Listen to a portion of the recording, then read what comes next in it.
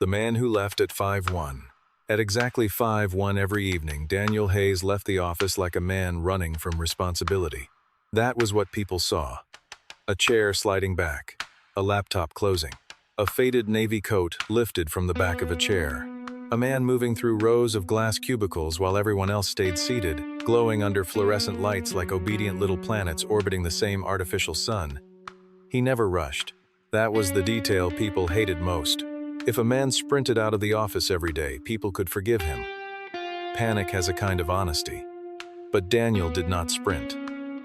He simply stood, packed his bag, nodded once to no one in particular, and walked toward the elevator with the calm precision of a surgeon leaving an operating room. At 4:58, he saved his files. At 4:59, he checked his phone. At 5, he put one hand on the edge of his desk and pushed himself up slowly, as if his bones had been assembled by someone working overtime. Mookie was gone. By the third week of January, the nickname had spread across the 9th floor of Vail Med Systems, the 5-1 Man. No one remembered who said it first. That was how cruelty worked in offices. It never had an author. It just appeared one morning beside the coffee machine, dressed as a joke. "Careful," someone whispered when Daniel passed the break room. "Clock's almost striking 5:1. A few people laughed into paper cups. Daniel kept walking. On a Tuesday in February, a junior analyst named Mark leaned back in his chair and said, "I wish I had his confidence." His supervisor, Claire Bennett, did not look up from her screen. "That's not confidence," she said. "That's career suicide." Daniel heard both sentences. He was standing 12 feet away at the printer, waiting for a maintenance report to slide out page by page. The machine coughed twice, jammed, then released the document with a tired mechanical sigh. He took the report. He did not look at them. This, more than anything, made people invent stories. A man who does not explain himself becomes public property. The human mind dislikes empty spaces. It fills them with suspicion, then calls the suspicion intelligence. Some said he had a second job. Some said he was lazy. Some said he was bitter because younger engineers had been promoted over him. Some said his wife had left him and he had never recovered. That last one was closest to the truth, but close is a dangerous word. A knife held 1 inch away from the heart has not yet done its work. Daniel's desk sat near the east windows, where Chicago looked expensive in the morning and exhausted by dusk. He kept almost nothing personal there. No framed photos, no motivational quotes, no vacation mug from a place he had never visited. Only 3 things stayed in the top drawer: a bottle of aspirin, a folded schedule written in purple crayon, and a white hospital bracelet with the printed name almost worn smooth from being touched too often. Lily Hayes, Pediatric Oncology. He never showed it to anyone. Not because he was ashamed, because some truths become smaller when presented as explanations to people who have already decided what they want to believe. Vail Med Systems built diagnostic devices for hospitals. That was how the company described itself to investors.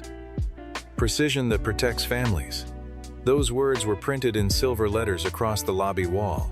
Beneath them, visitors waited on leather sofas and drank cucumber water from glass dispensers while sales executives walked past with the serious faces of men selling mercy at a premium. Daniel was a senior systems engineer. He had been with Vail Med for 11 years. He knew the architecture of their flagship device, the Aster-9 monitor, better than anyone on the floor, not because he was brilliant in the way companies like to advertise brilliance. He did not dominate meetings. He did not speak in slogans. He did not perform certainty, he noticed. There is a kind of intelligence that enters a room loudly and asks to be witnessed. Daniel had the other kind, the kind that sees a number flicker where it should not, the kind that reads silence as data, the kind that knows machines lie differently from people. Machines lie with patterns, people lie with tone. For 8 weeks, Daniel had been tracking an anomaly in the Aster-9 patient monitor. It was rare, intermittent, the worst kind of defect. A clean failure is generous. It introduces itself. It says, "Here I am, fix me." But intermittent failure behaves like a thief who knows the camera angles. Every few days, under specific temperature shifts and high electromagnetic interference, the device misread oxygen saturation by a small but clinically significant margin. Not enough to scream, enough to whisper the wrong thing into the wrong nurse's ear at the wrong hour. Daniel had seen it first at St. Bridget Children's Hospital. Room 417, his daughter's room. Lily was 9 years old and had learned to pronounce words no child should ever need. Neutrophils, platelets, relapse. She said them carefully, as if politeness might make them less dangerous. On the night Daniel first noticed the Aster-9 anomaly, Lily was asleep with a stuffed rabbit tucked under her elbow. The rabbit's left ear had been sewn back twice. A clear tube ran beneath the blanket. The monitor beside her bed pulsed with soft green light. Daniel sat in the vinyl chair by the window with his work laptop balanced on his knees. Outside, snow collected on the ledge. Inside, the room smelled faintly of disinfectant and apple juice. The number changed, only for a second, then corrected itself. Daniel looked up. The nurse did not notice. She was checking the IV line. Daniel waited. 14 minutes later, it happened again. A tiny dip, a stutter, a false calm. He leaned forward, eyes narrowing. Most people think catastrophe announces itself through explosions, alarms, screaming tires, breaking glass. But in technical systems, disaster often begins as something almost elegant. A decimal point in the wrong place, a timestamp mismatch, a sensor deciding to be almost right. Almost right can kill. Daniel began documenting the anomalies that night. Not for glory, not for revenge. For the same reason a father checks the lock twice. Because love, stripped of sentimentality, is surveillance. By morning, he had 12 screenshots, 2 pages of notes, and a theory. By the end of the week, he had a report. By the end of the month, he had sent that report to his manager, Claire Bennett, 3 times. The first reply came after 6 days. Good catch. Let's revisit after the investor demo. The second reply came after 10 days. Flagging this now may create unnecessary noise. The third reply did not come at all. Daniel printed the full report anyway. He carried a copy in his bag. The same bag also held Lily's medication list, his mother's dementia care schedule, 3 unpaid medical bills, and a peanut butter sandwich wrapped in foil because sometimes dinner was not a meal. Sometimes it was a negotiation with the body. Every day at 5:1 he left Vale Med. Every day at 5:38 he entered St. Bridget through the side doors because the main entrance took longer. Every day at 6:05 he helped Lily sit up if she had the strength. Every day at 7:20, he drove across town to his mother's apartment, where Margaret Hayes sometimes recognized him and sometimes mistook him for his father, dead 14 years. "Tom," she said once, touching Daniel's cheek with 2 fingers, "you're late." Daniel stood in the doorway holding a paper pharmacy bag. "I know, Mom," he said. He made her soup. He checked the stove knobs. He placed blue tape on the bathroom mirror with simple instructions. Brush teeth. Take green pill. Lock door. Then, after his mother slept, he sat at her small kitchen table beneath a yellow lamp and worked on the Aster-9 anomaly until the numbers blurred. At 1:43 a.m., he closed his laptop. At 2:10, he drove home. At 6:15, his alarm rang. At 8:02, he was back at Vale Med. At 5:01, he left again. And people called him lazy. There is a psychological term for what happened on the 9th floor. Fundamental attribution error. It means people see your wound and diagnose your character. They see you arrive late and call you careless. They see you leave early and call you weak. They see the visible fragment of your life and mistake it for the whole architecture. It is the arrogance of the comfortable. They judge the house from one window. Richard Vale, CEO of Vale Med Systems, did not use academic terms. He preferred cleaner language. Words like excellence, alignment, ownership, sacrifice. He was handsome in the way expensive buildings are handsome. Polished, cold, designed to intimidate without raising its voice. He wore charcoal suits and pale shirts. His hair had just enough silver to suggest wisdom, not age. Richard did not shout. Shouting was for men who had lost control. Richard wounded people gently. He once told a room full of employees, "We are a family here." Then laid off 43 workers before lunch and sent a wellness newsletter at 3 p.m. He understood modern power. You do not need chains when you can sell exhaustion as ambition. Richard had noticed Daniel's exits. At first, only as a pattern, then as an irritation, then as an insult. In Richard's worldview, the office was not merely where work happened. It was a theater. Presence was performance. Late nights were currency. The best employees did not simply produce results. They displayed surrender. Daniel refused to perform. That made him dangerous in a way Richard could not name. By late March, ValeMed had begun preparing for the largest investor demonstration in its history. The Aster-9 monitor would be showcased to hospital networks across 6 states. The contract could lift the company into a new tier. Richard had already approved the press materials. Precision that protects families. On the morning of the demo rehearsal, the 9th floor buzzed with caffeinated obedience. People stayed near their desks even when they had no work. Screens glowed with open spreadsheets. Conference rooms filled with the smell of dry erase markers and fear. At 4:46 p.m., Daniel received a text from St. Bridget. Lily had developed a fever. In pediatric oncology, fever is not weather, it is siren. Daniel read the message twice. Then he opened the Aster-9 report, attached the newest data logs, and emailed Claire again. Subject: Urgent Aster-9 signal drift risk before demo. He added Richard Vale this time. Then he printed a hard copy. At 5, he stood. At 5:1, he lifted his bag. "Daniel." The voice came from behind him. Richard Vale stood at the entrance to the main conference room. The glass walls behind him displayed a long table, 20 executives, and a screen showing the words, Aster-9 Demo Readiness Review. Everyone looked up. Daniel turned. Richard smiled, not with his mouth, but with the small pause before he spoke. Leaving? Daniel's phone vibrated in his hand. Another text. Fever 102.8, asking for you. Daniel slipped the phone into his pocket. "I have to go." A few heads shifted. Richard stepped closer. "Of course you do." The room went quiet with the efficiency of a machine shutting down. Richard looked through the glass wall at the executives, then back at Daniel. "Join us for a moment." Daniel did not move. "I can't." Richard's smile thinned. "No, I think you can."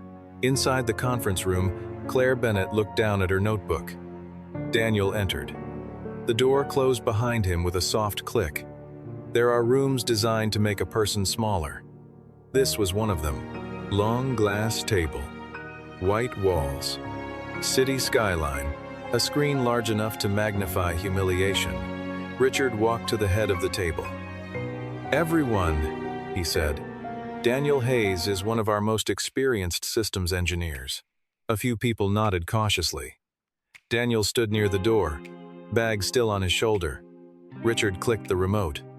A dashboard appeared on the screen. Performance metrics, productivity graphs, team contribution indexes, visibility scores. Daniel's name sat in the middle of the list. Not the lowest performer, not even close, but one column was highlighted in red. After hours engagement. Richard turned slightly. "Daniel has talent," he said. No one disputes that.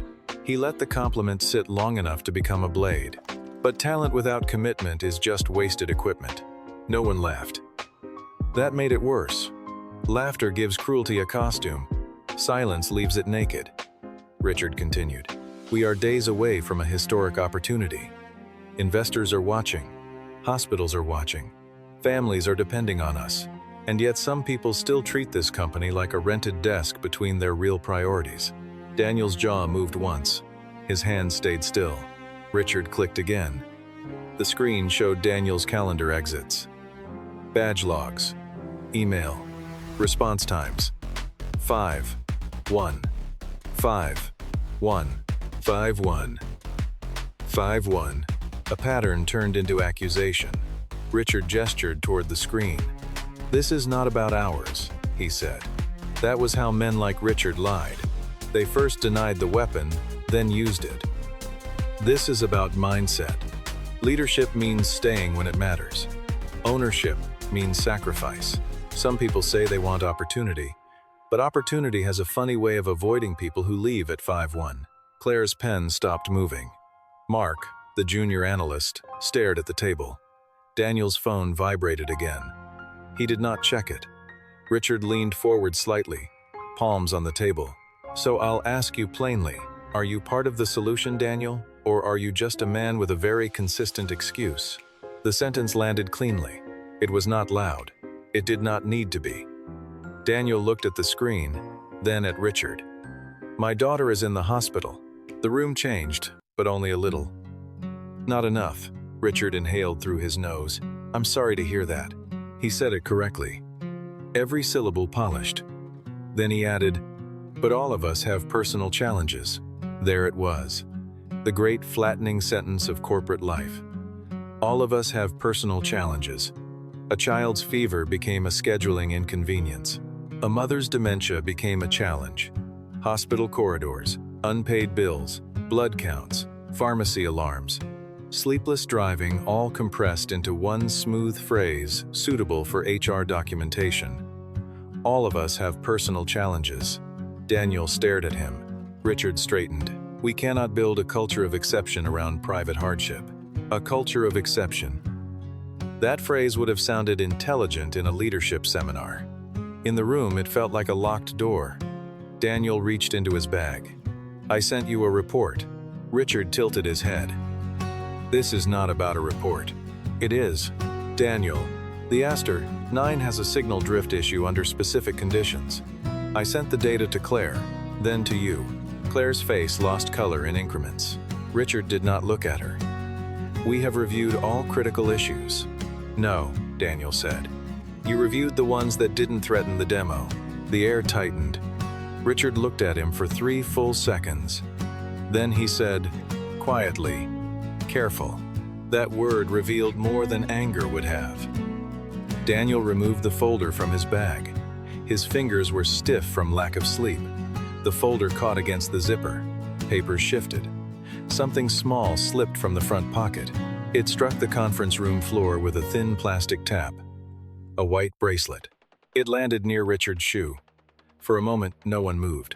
Then Emily Ross, Vail Med's senior legal counsel, bent down and picked it up.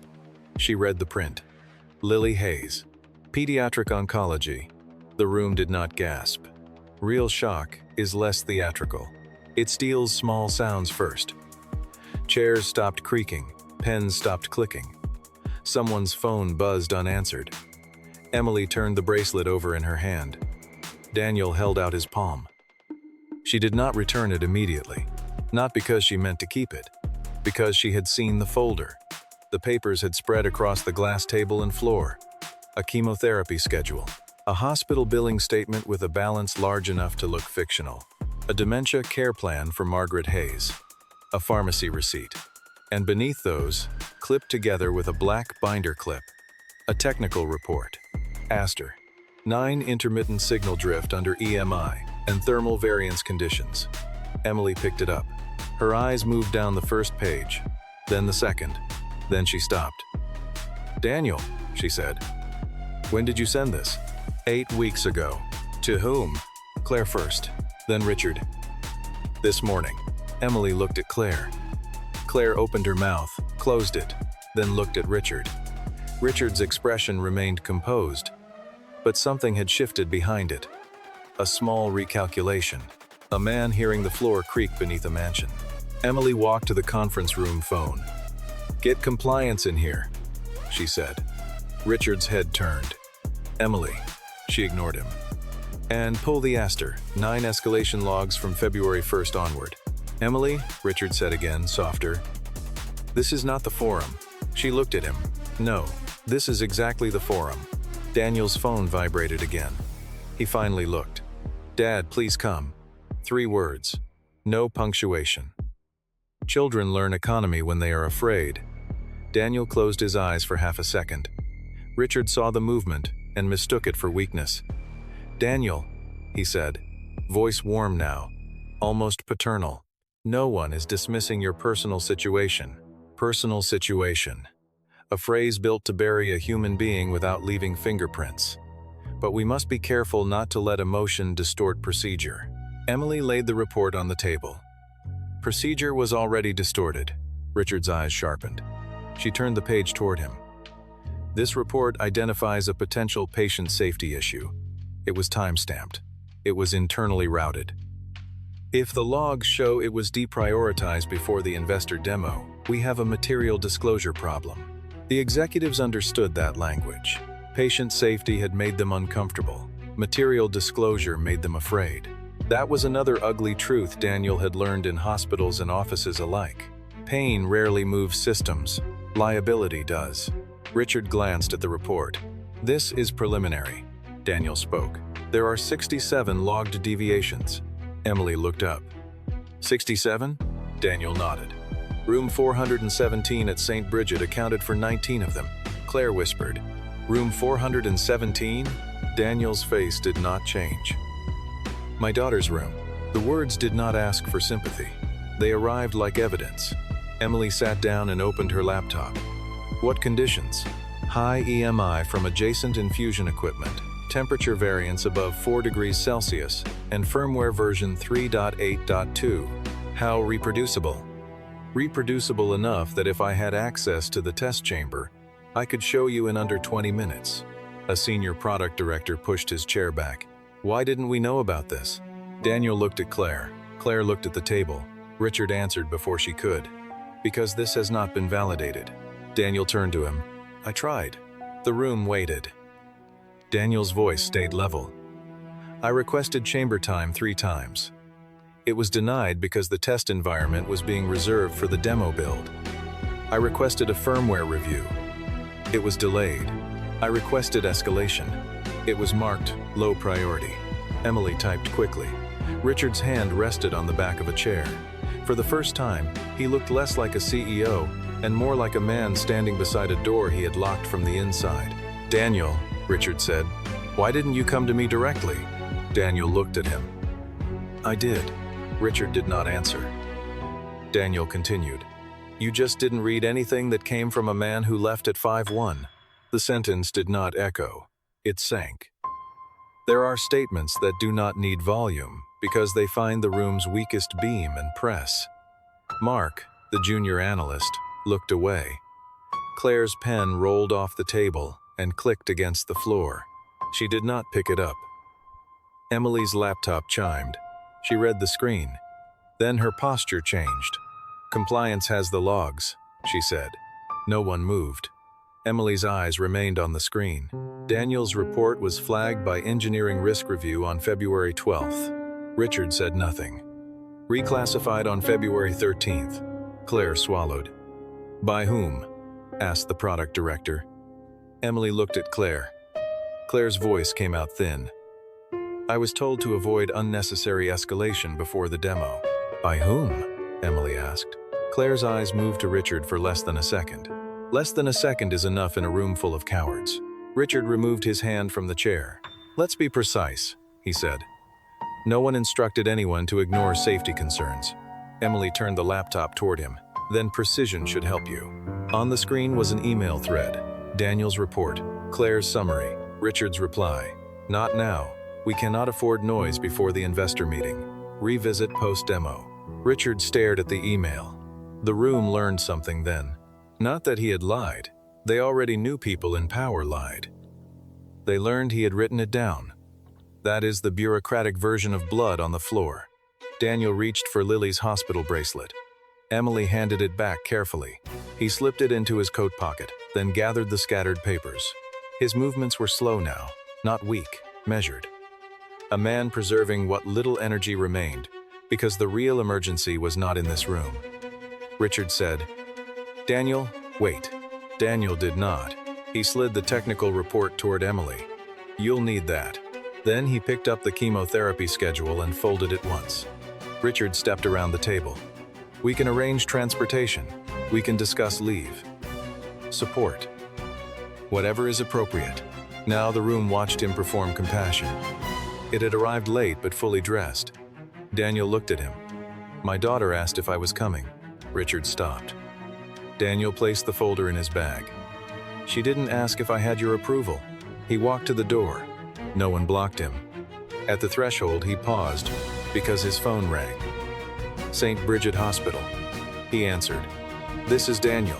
A nurse spoke on the other end. Her voice was faint in the silent room. Yes, I'm on my way. He listened.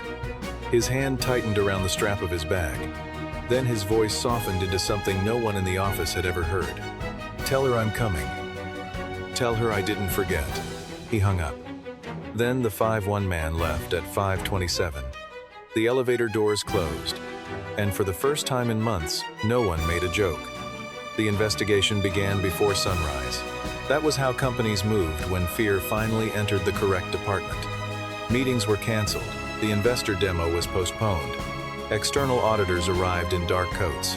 The Aster-9 devices were pulled from pilot sites under the phrase voluntary technical review, which meant lawyers had chosen the least bloody wording available.